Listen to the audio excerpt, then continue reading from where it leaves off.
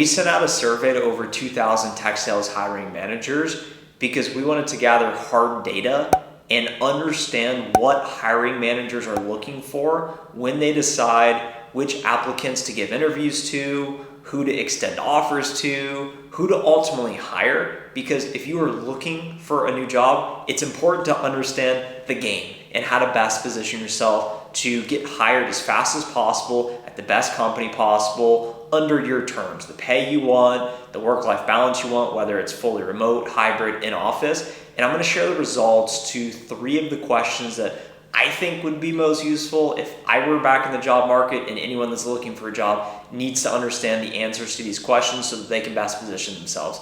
The first question is, how difficult do you believe it is for someone to get hired right now? The second question is, how many qualified applicants do you actually receive on a job posting?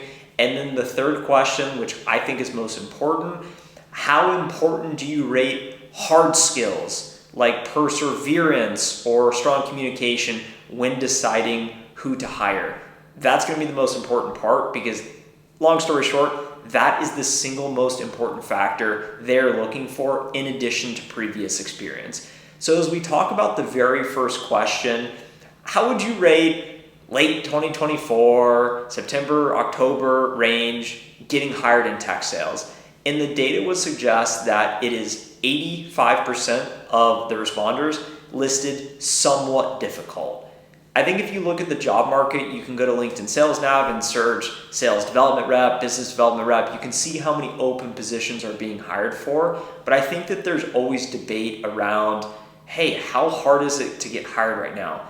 Long story short, there's always going to be excuses as to why there are certain challenges right now. So for example, you got to do the job to get the job. So when you actually get the sales job and it's December, there's going to be excuses. Everyone's going to say, it's Christmas, it's a short month, it's impossible to hit. Fast forward to January, everyone's going to use the excuse, it's New Year's, people don't work the first 2 weeks.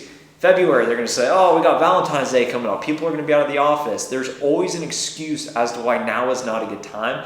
I am here to tell you, now is the absolute best time. It is the golden era to get hired in tech sales, because regardless of what's going on, regardless of where interest rates are, regardless of how many layoffs Google, Facebook, Amazon are doing, it's always a good time to get a new job. The second question, we asked, how many qualified applicants do you receive for a job posting? And about 50% of the responders said, we get a healthy amount of applicants.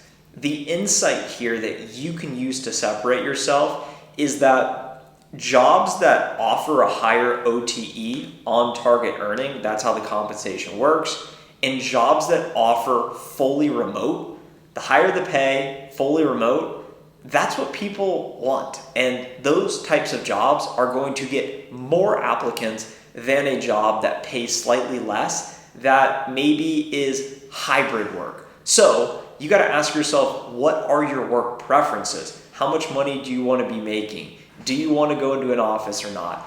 And if you are willing to accept a bit less money up front and bet on yourself, and if you are willing to go into an office, you are going to have a higher likelihood of getting an interview and getting an offer, because those specific types of jobs are going to be less competitive to apply and get offers to. The third question is, how important would you rate soft skills like communication, perseverance? And the answer was a resounding very, very, very, very important. I recently got hired back into software sales about 3 months ago, and I had asked my manager after the fact, after I started, I said, so why did you decide to hire me? And one of the traits that he said that he thought I had was resilience. So basically, if I face adversity, if I deal with rejection, if I have setbacks, I'm going to be able to continue forward, get back up, and show up the next day. When you are in your job search, you are going to face countless no's. I read comments all the time. Some guy the other day said, hey, I bought your course and I still haven't been able to get a job after 4 months. It's your fault, you misled me. And I said, look, you got to take ownership for your results, and that negative attitude is why you're not going to get hired. if you believe you have what it takes to get hired and you do not give up and you are resilient, you take the setbacks, you learn from them and get better, that is what's going to put you in the best position to actually get hired. And then when you're in the job, you're going to face even more rejections. When I was applying to get a software sales job, I applied to 26 companies, got rejected by more than half of them. And keep in mind, I had almost 5 years of prior experience. I had the personal brand and all that, and I still got absolutely wrecked in the interview process. So it's not easy for anyone out here, but just recognize that being able to communicate your story, articulate why you would be a good fit, and then keep showing up despite the no's, that is the single most important factor that separates the people who get hired from the people that set the goal and don't end up accomplishing it. And then the final bonus question is when we said, okay, so what is most important to getting hired?